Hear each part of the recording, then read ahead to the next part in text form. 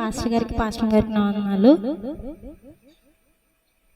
నేను చెప్పేది ఏంటంటే, యేసుక్రీస్తు ప్రభుల వారిని సిలువలో వేసినప్పుడు ఆయన పలికిన 7 మాటల్లో 2వ మాట చెప్పాలని ఆశపడుతున్నాను. లూకాసు వార్త 23:43 వచనంలో, అందుకు ఆయన వానితో, నేడు నీవు నాతో కూడా పరదేశంలో ఉండు అని నిశ్చయముగా నీతో చెప్పుచున్నానని. ఈ సందర్భం ఎప్పుడు ఆయన చెప్పారంటే, సిలువ వేసినప్పుడు 1 తిమోతి 1:15 వచనంలో, దేవుడు పాపులను క్షమించడానికి లోకానికి వచ్చారు, దాన్ని బట్టి పాప క్షమాపణ దయచేస్తారు, పాపాన్ని క్షమించి ఆయన పాపులను రక్షించడానికి వచ్చారు కాబట్టి మనమందరము పశ్చాత్తాపంతో ప్రార్థన చేసి వేడుకోవాలి. అక్కడ జరిగింది ఏంటంటే, దానివల్ల మనం నేర్చుకోవాల్సింది ఏంటంటే, అక్కడ 2 దొంగలు ఉన్నారు. అందుట్లో ఒక దొంగ దేవునికి భయపడ్డారు. అట్రీతిగానే మనం దేవుని వాక్యానికి భయపడాలి. ఇంకోటి ఏంటంటే, దొంగ దేవుని నమ్మారు, అలాగే మనం దేవుడు ఉన్నాడని దేవుణ్ణి విశ్వసించాలి. ఇంకోటి ఏంటంటే, దేవుడు ఒక రాజ్యం ఉందని దొంగ నమ్మారు, దేవుడికి ఒక రాజ్యం ఉందని. అలాగే మనం నిత్య రాజ్యాన్ని కోసం దుప్పినీటి వాగుల కొరకు ఆశపడినట్లుగా, దేవాని కొరకు నా ప్రాణం ఆశపడుచున్నదన్న రీతిగా వాక్యం కొరకు మనం ఆరాటపడాలి.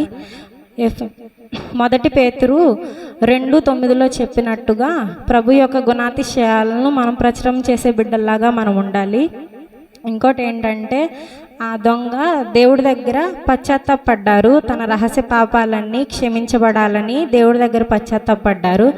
అలాగే మనం కూడా మన క్రియల్లోనూ పనుల్లోనూ ఏదైనా తప్పిదాలు చేసుంటే దేవుని దగ్గర పశ్చాత్తాపడాలి. అప్పుడు దానికి పాప క్షమాపణ దేవుడు దయచేస్తారు. ఇంకోటి ఏంటంటే, ఈ దొంగ ఇలా మాట్లాడితే ఇంకో దొంగ దేవుడి గురించి వ్యంగ్యంగా మాట్లాడతారనమాట, హేళన చేసి, నువ్వు అనేక ఆశ్చర్య కార్యాలను అద్భుత కార్యాలను చేసావు కదా, నిన్ను నీవే రక్షించుకొని అటు రీతిగానే మమ్మల్ని కూడా ఒక సూచక క్రియ చేసి మమ్మల్ని కూడా రక్షించమని వ్యంగ్యంగా హేళన చేసి దేవుడితో మాట్లాడతారు.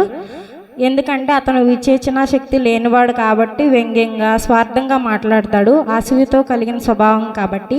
అప్పుడు ఈ దొంగ ఆ దొంగకు చెప్తారనమాట, ఏమనంటే, మనం చేసిన పాపాలను బట్టి మనకి శిక్ష తగ్గుతుంది, కానీ ఏ పాపం చేయనివాడు ఆయన ఏ పాపం చేయకుండా పాపులను మనల్ని రక్షించడానికి సిలువ వేయబడ్డారు, పాప క్షమాపణ దయచేస్తారు ప్రతి ఒక్కరికి అని ఆయన దగ్గర, యేసు దగ్గర ఆ దొంగ క్షమాపణ అడుగుతారు.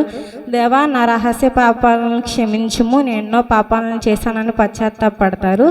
దానికి యేసు, పాప క్షమాపణ ప్రతి ఒక్కరికి ఉంటుంది కాబట్టి దేవుడు పాపాన్ని క్షమించి ఆయన్ను క్షమిస్తారనమాట. అప్పుడు ఈ దొంగ యేసుతో ఏమంటారంటే, నేను నీ రాజ్యానికి వచ్చినప్పుడు నన్ను నువ్వు ఒక మారు జ్ఞాపకం చేసుకోమని అని చెప్తారు.